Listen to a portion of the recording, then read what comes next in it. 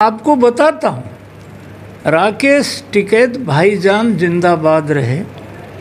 UP में मुजफ्फरनगर में राकेश टिकैत साहब ने अल्लाहू अकबर का नारा बुलवाया था जी। यूपी का चुनाव है जी। अभी नितिन अग्रवाल हमारा डिप्टी स्पीकर, कांग्रेस, सपा, बसपा, मुस्लिम लीग, अगड़म बगड़म सब पार्टी हमारे खिलाफ हैं जी। 7 साल से रोहित कौशिक आपका चैनल दिखा रहा है, 7 साल से कांग्रेस खत्म हो गई। बंगाल में कम्युनिस्ट पार्टी ने 32 साल हुकूमत किया। आज बंगाल की विधानसभा में एक एमएलए नहीं है। मैं 10 दिन बंगाल के चुनाव में था। सब पार्टियों ने मिलकर के नेगेटिविज्म, नरेंद्र मोदी को गाली दो, सब मिलकर के गाली दो। कोई पार्टी का झंडा नहीं है, कोई डंडा नहीं है, कोई एजेंडा नहीं। 7 साल से नरेंद्र भाई मोदी को दुनिया ने आतंकवाद की लड़ाई लड़ने के लिए नेता मान लिया।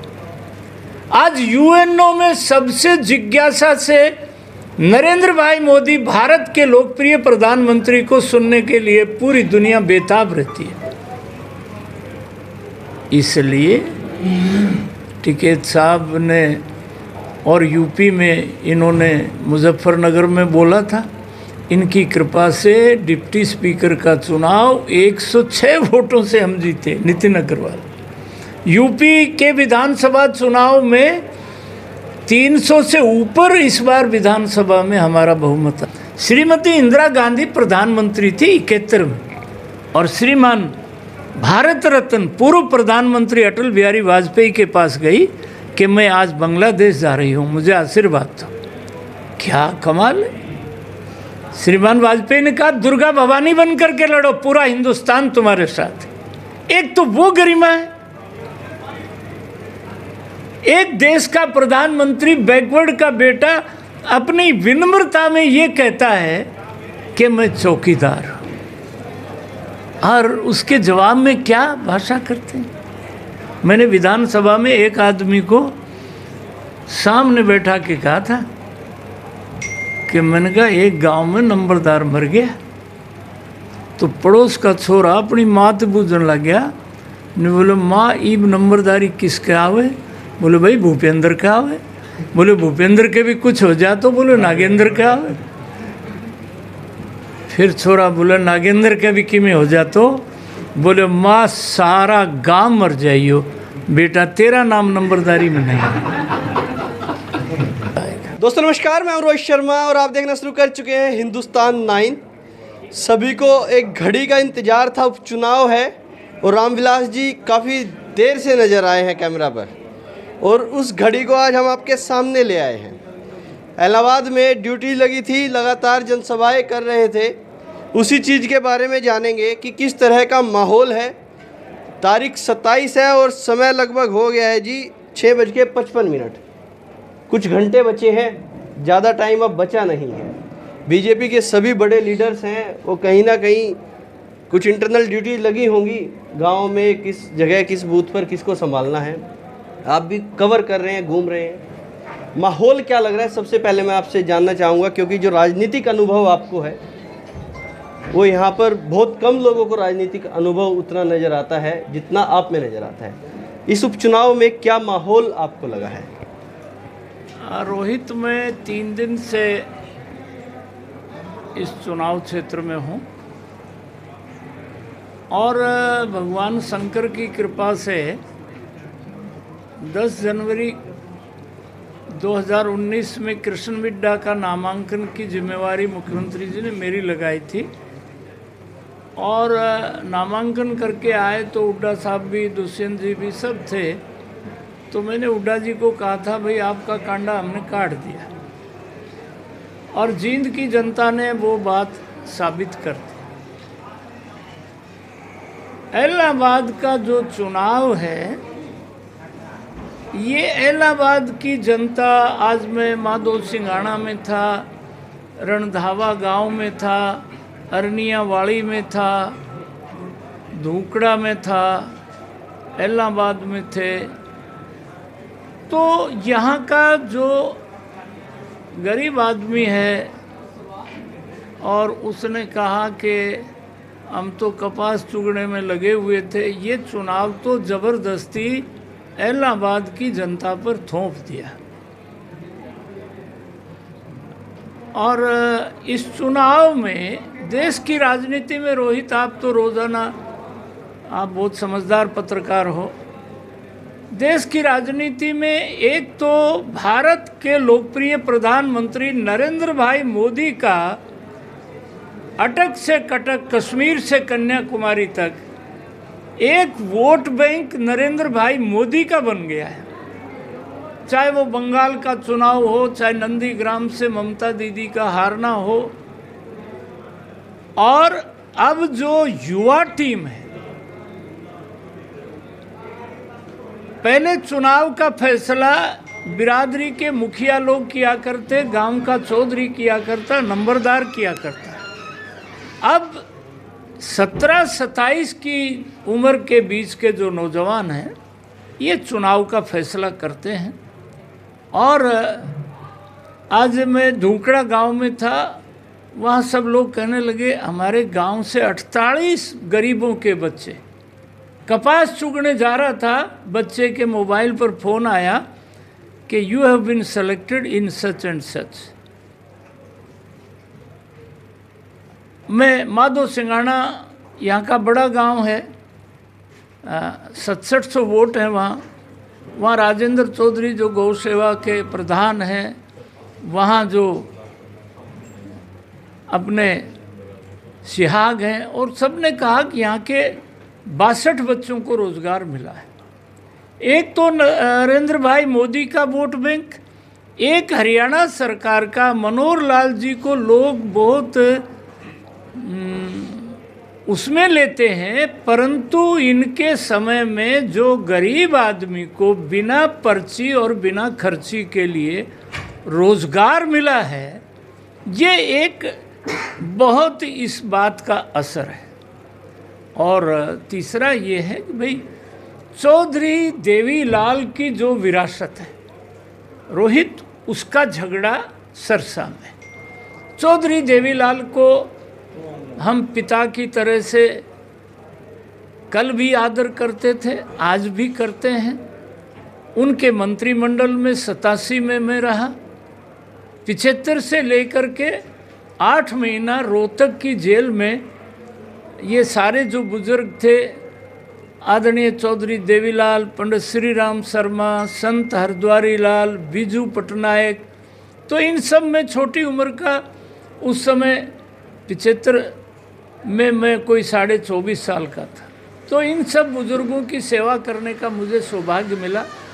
फिर चौधरी देवीलाल की सरकार में हम 87 में रहे, और पिछली कार्यकाल में चौधरी अभय सिंह चौटाला को मैंने विधानसभा में कहा था, मैंने कहा तुम अकेले विरासत में हिस्सेदार नहीं हो, असली हिस्सेदारी तो मेरी है। जेल में सेवा तो मैंने करी, उनकी सरकार में 87 में हम मंत्री रहे, तो मैंने वो बात उनके सामने कही थी।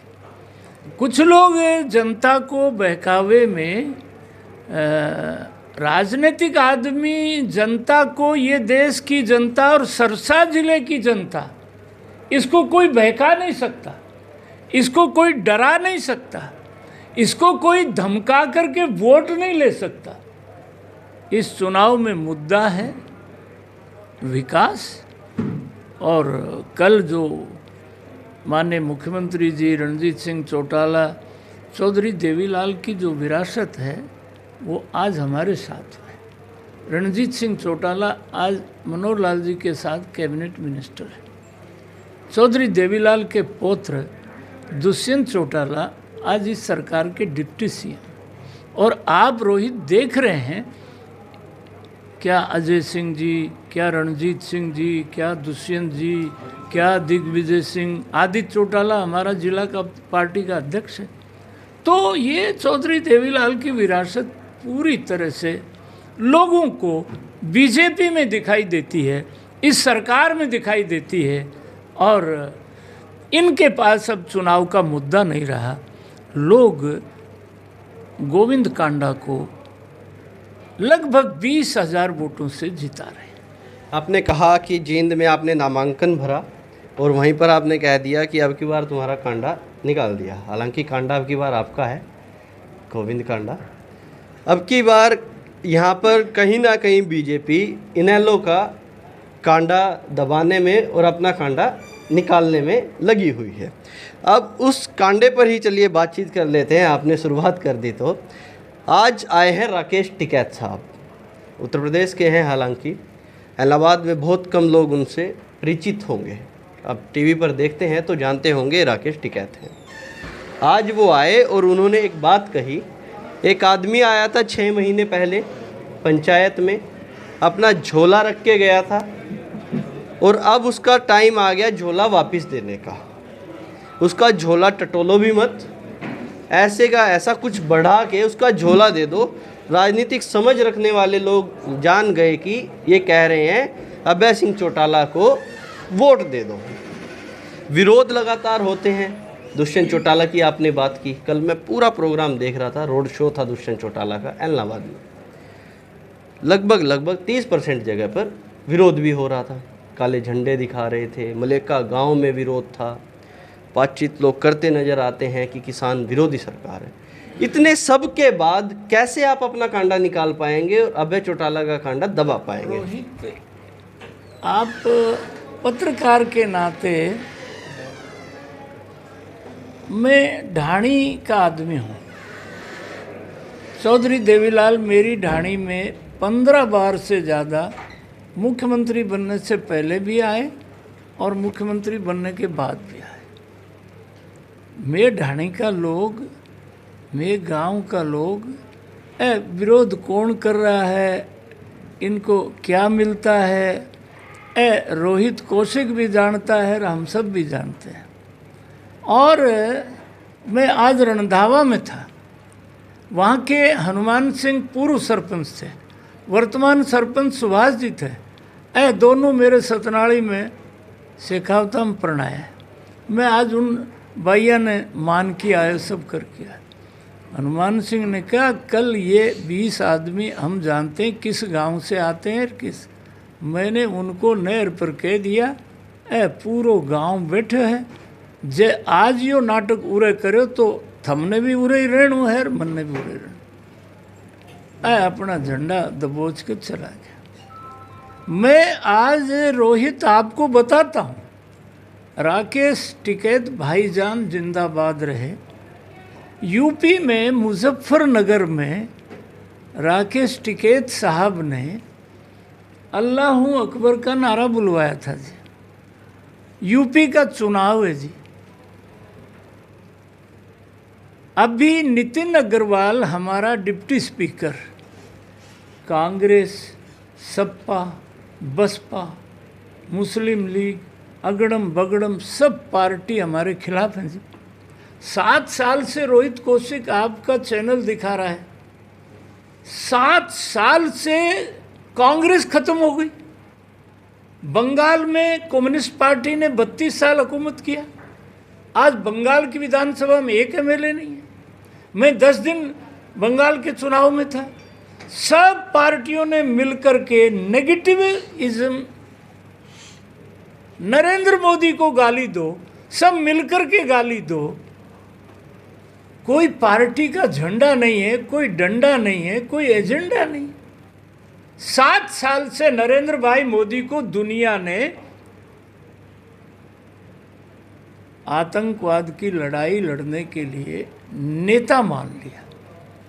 आज यूएनओ में सबसे जिज्ञासा से नरेंद्र भाई मोदी भारत के लोकप्रिय प्रधानमंत्री को सुनने के लिए पूरी दुनिया बेताब रहती है। इसलिए टिकैत साहब ने, और यूपी में इन्होंने मुजफ्फरनगर में बोला था, इनकी कृपा से डिप्टी स्पीकर का चुनाव 106 वोटों से हम जीते, नितिन अग्रवाल। यूपी के विधानसभा चुनाव में 300 से ऊपर इस बार विधानसभा में हमारा बहुमत आएगा। ये 2 तारीख तो बहुत नज़दीक है, और इस बार इलाहाबाद में सिरसा में जो दिवाली के दिए जलेंगे ना जी, उनकी रोशनी ही बड़ी अलग होगी, आप देखना। जी, यूपी की आपने बातचीत की। एक परंपरा है कि जो डिप्टी स्पीकर होते हैं वो विपक्ष के होते हैं। अब भारतीय जनता पार्टी इस परंपरा को भी निभाया। राजनीतिक जो खेल देखिए, जब उन्होंने उम्मीदवार ही तय कर दिया, जब उम्मीदवार ही तय कर दिया, रोहित आज डंके की चोट में गाली देने में ये सब लोग इकट्ठे हो गए। सर्जिकल स्ट्राइक के प्रमाण किसने मांगे? 40 जवान शहीद हुए पुलवामा में 13 फरवरी 2019 को। 13 दिन के बाद नरेंद्र भाई मोदी ने इमरान खान के गांव बालाकोट में 3,500 आतंकवादी ट्रेनिंग ले रहे थे, उसको जला के राख कर दिया। विंग कमांडर अभिनंदन ने मिग विमान F-16 के अंदर घुसेड़ के आग लगा दी। तब भी ये सब लोग कह रहे थे, गाली दे रहे थे। वो तो पाकिस्तान असेंबली में कुरैशी ने भाषण दिया कि उस मीटिंग में इमरान खान तो आया नहीं, बाजवा आया था, टांगे कांप रही थी, माथे पर पसीना था, और कहने लगा या तो अभिनंदन को वापस कर दो। नरेंद्र भाई मोदी ने 21 तोप फिट कर दी है लाहौर की तरह। मैं ये कहता हूँ रोहित, ये देश कोई छोटा मोटा देश नहीं है। इस देश में नरेंद्र भाई मोदी कोई पहले प्रधानमंत्री नहीं है। श्रीमती इंदिरा गांधी प्रधानमंत्री थी 71 में, और श्रीमान भारत रत्न पूर्व प्रधानमंत्री अटल बिहारी वाजपेयी के पास गई कि मैं आज बांग्लादेश जा रही हूँ, मुझे आशीर्वाद दो। क्या कमाल है। श्रीमान वाजपेयी ने कहा दुर्गा भवानी बन करके लड़ो, पूरा हिंदुस्तान तुम्हारे साथ है। एक तो वो गरिमा है, एक देश का प्रधानमंत्री बैकवर्ड का बेटा अपनी विनम्रता में ये कहता है कि मैं चौकीदार हूं, और उसके जवाब में क्या भाषा करते हैं। मैंने विधानसभा में एक आदमी को सामने बैठा के कहा था कि मैंने कहा एक गांव में नंबरदार मर गया, तो पड़ोस का छोरा अपनी माँ से पूछने लग गया, ने बोले माँ ईब नंबरदारी किसके आवे? बोले भाई भूपेंद्र का आवे। बोले भूपेंद्र के भी कुछ हो जा तो बोले नागेंद्र का आवे। फिर छोरा बोले नागेंद्र के भी किमें हो जा तो बोले माँ सारा गांव मर जाइयो, बेटा तेरा नाम नंबरदारी में नहीं। चलिए तो रोहित ये बात याद रखना, मेरी बात याद रखना। 2 के बाद अपन दोनों, तू मेरा छोटा भाई है, तेरे को। चलिए अब तक के लिए इतना ही। हालांकि कुछ सटी हुई बात कही, कुछ ऐसी बातचीत कही, पुलवामा भी याद दिलाया और साथ में सर्जिकल स्ट्राइक भी याद दिलाई। बहुत सारी ऐसी बातें हैं। हालांकि जो नेता हैं वो बोलने से कहीं ना कहीं कतराते हैं, ऐसी बातें बोलते नहीं हैं। नरेंद्र मोदी की तारीफ करी, साथ में नंदीग्राम याद दिलाया। मैं हूं रोहित शर्मा, आप देख रहे हैं हिंदुस्तान 9। जय हिंद।